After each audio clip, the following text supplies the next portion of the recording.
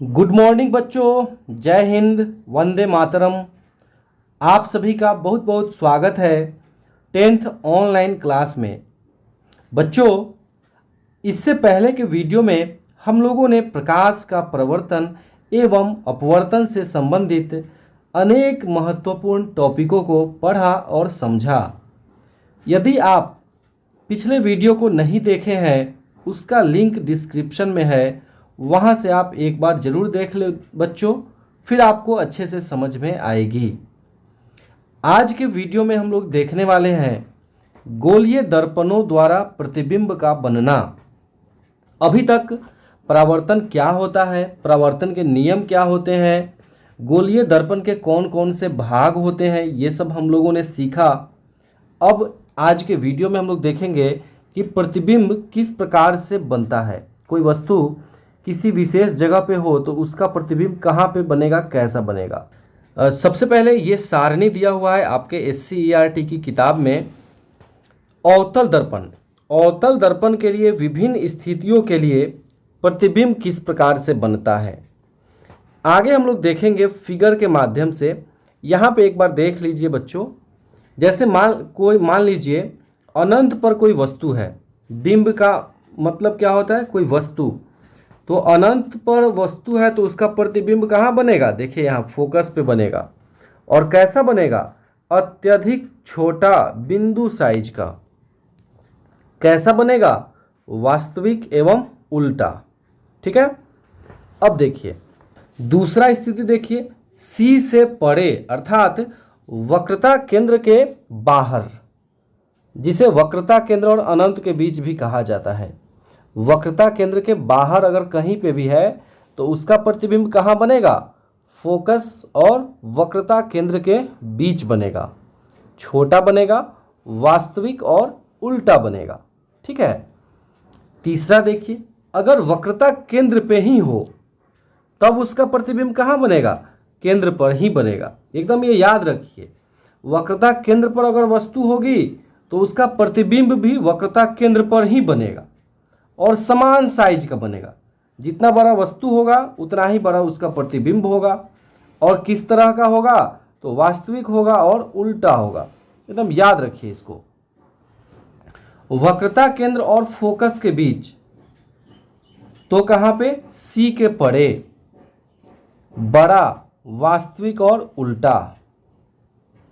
अगर फोकस पर होगा तो प्रतिबिंब कहाँ बनेगा, अनंत पर, अत्यधिक विवर्धित मतलब बड़ा बनेगा, वास्तविक तथा उल्टा बनेगा। ठीक है। लेकिन अगर पोल और फोकस के बीच में वस्तु हो जाए तब कहाँ बनेगा उसका प्रतिबिंब, तो बनेगा दर्पण के पीछे आभासी तथा सीधा और बड़ा प्रतिबिंब बनेगा। यही एक ऐसा केस है जिसमें आभासी और सीधा प्रतिबिंब बनता है अवतल दर्पण में। बाकी सभी केसेस में वास्तविक और उल्टा प्रतिबिंब बनता है। अब आइए इसी बात को हम लोग किरण आरेख के माध्यम से समझेंगे तो ज़्यादा अच्छे से समझ में आ जाएगा और कभी नहीं भूलेंगे। आइए आगे बढ़ते हैं। किरण आरेख का उपयोग करके गोलीय दर्पणों द्वारा बने प्रतिबिंब का निरूपण। बच्चों एक बार जरूर पढ़िएगा, इन सभी जो भी बातें लिखी हुई है इनको एक बार पढ़ के जरूर समझिएगा। अब देखिए यहाँ पे कुछ किरणों के बारे में विचार करेंगे जो प्रतिबिंब बनाने में काफ़ी उपयोगी होते हैं। सबसे पहला देखिए, दर्पण के मुख्य अक्ष के समांतर प्रकाश किरण परावर्तन के पश्चात अवतल दर्पण के मुख्य फोकस से गुजरेगी अथवा उत्तल दर्पण के मुख्य फोकस से अपसरित होती प्रतीत होगी। यहाँ दोनों दर्पण बना करके इस बात को समझाया गया है। यहाँ पे A वाले फोटो में देखिए, ये प्रकाश की किरण देखिए, ये प्रधान अक्ष आपका है, C और P को मिलाने वाली काल्पनिक रेखा। ये चली किरण प्रधान अक्ष के समानांतर, और ये कहाँ से गुजर रही है, देखिए F से गुजर रही है ना, फोकस से गुजर गई। और यहाँ B वाले फोटो में देखिए, ये है उत्तल दर्पण। आइए देखिए प्रधान अक्ष आपका ये है PC, ये मुख्य अक्ष जो है इसके समानांतर चल रही है ये किरण देखिए, और ये टकरा के ऐसे चली गई। और ये कहाँ से आती हुई दिख रही है, तो F फोकस से आती हुई दिख रही है। ठीक है, तो ये एक प्रकार की किरण हुई। दूसरा देखिए, अवतल दर्पण के मुख्य फोकस से गुजरने वाली किरण अथवा उत्तल दर्पण के मुख्य फोकस की ओर निर्देशित किरण परावर्तन के पश्चात मुख्य अक्ष के समांतर निकलेगी। अब इसी का उल्टा है, ये पढ़ लिए कि अगर मुख्य अक्ष के समांतर अगर चलेगी कोई किरण तो टकरा के कहाँ से गुजरेगी? फोकस से। अगर फोकस से होकर कोई किरण जाएगी तो टकरा के किधर जाएगी?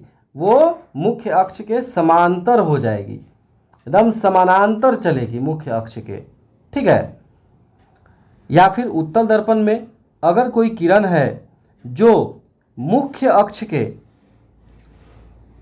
फोकस से, देखिए यहाँ पे फिगर देखिए तो ज़्यादा समझ में आएगा।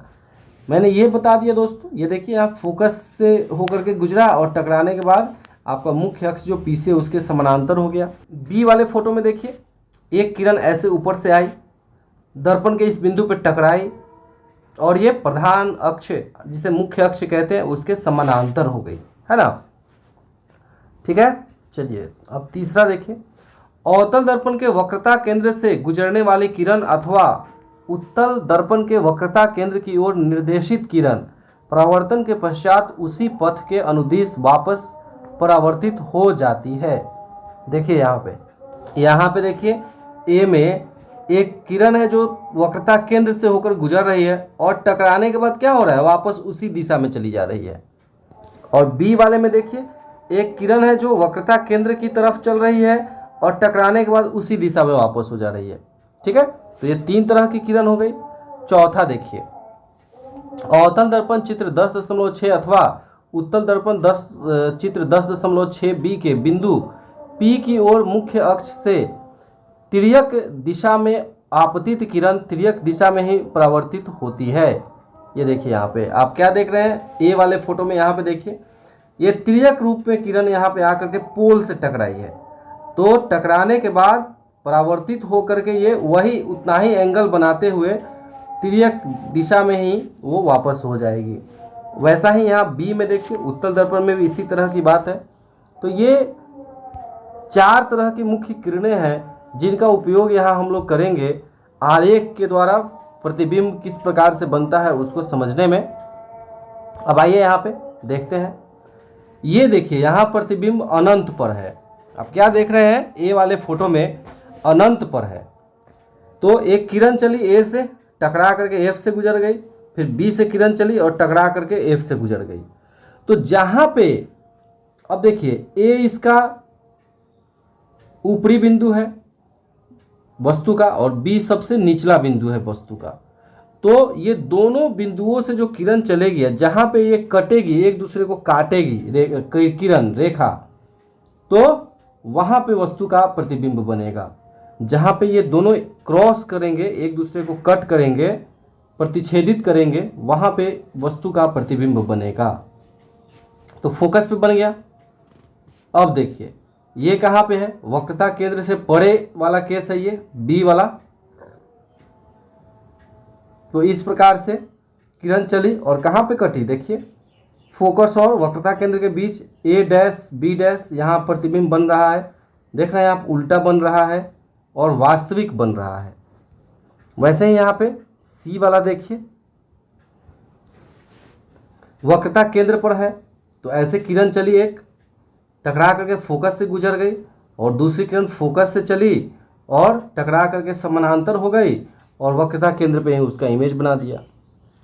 और यहाँ देखिए वक्रता केंद्र और फोकस के बीच डी वाले फिगर में एक किरण समानांतर चली, फोकस से गुजर गई और दूसरी किरण वक्रता केंद्र वाले दिशा में चली और वापस लौट गई उसी दिशा से। तो वक्रता केंद्र और के परे बन रहा है और अनंत के बीच में ए डैश बी डैश वास्तविक प्रतिबिंब और बड़ा बन रहा है। अब ई वाले में देखिए फोकस पे है, तो फोकस पे है तो एक किरण ऐसे चली, टकरा के फोकस से गुजर गई और एक वक्रता केंद्र के तरफ चली और गुजर गई और ये अनंत पे मिलती हुई प्रतीत होती है। तो इसका इमेज कहाँ बनेगा, प्रतिबिंब अनंत पे। ठीक है, और यहाँ पे देखिए एफ वाले फिगर में देखिए फोकस और पोल ध्रुव के बीच में यहाँ पे ए बी है बिंब, और यहाँ से कोई किरण चली और टकरा के वक्रता केंद्र वाले दिशा में वापस लौट गई। फिर यही किरण यहाँ पे चली पोल पे, तिर्यक किरण टकरा करके उतना ही एंगल बनाते हुए निकल गई। तो ये यहाँ पे रेखा मिलती हुई प्रतीत होती है ए डैश बी जो दर्पण के पीछे है, और यहाँ पे इसका बड़ा और आवर्धित प्रतिबिंब बनता है। इसी का उपयोग किया जाता है डॉक्टर्स के द्वारा इलाज में, इसी प्रॉपर्टी का उपयोग करके इलाज किया जाता है बच्चों। तो ये दर्पण में प्रतिबिंब कैसे बनते हैं किसी वस्तु का, ये किरण आरेख है। इसको आप अच्छे से समझें, इसको याद रखें दोस्तों। इसके बाद अवतल दर्पण का उपयोग आपको पढ़ना है, उत्तल दर्पण का उपयोग पढ़ना है, ठीक है, और आवर्धन पढ़ना है। ये सब इसी के साथ प्रकाश का अपवर्तन है फिर आगे, ठीक है। तो आज के इस वीडियो में हम लोग यहीं तक पढ़ेंगे, गोलीय दर्पण के द्वारा प्रतिबिंब का बनना। इसके नेक्स्ट वीडियो में फिर हम लोग आगे पढ़ेंगे। अभी थोड़ा थोड़ा पढ़ रहे हैं बच्चों, फिर हम लोग एक वीडियो में पूरा चैप्टर को पढ़ेंगे, और जब ये थोड़ा थोड़ा पढ़ने वाला कंप्लीट होगा फिर वस्तुनिष्ठ प्रश्न आप सबके लिए आएगा, और लघु उत्तरीय और दीर्घ उत्तरीय प्रश्न। वीडियो से जुड़े रहें। धन्यवाद।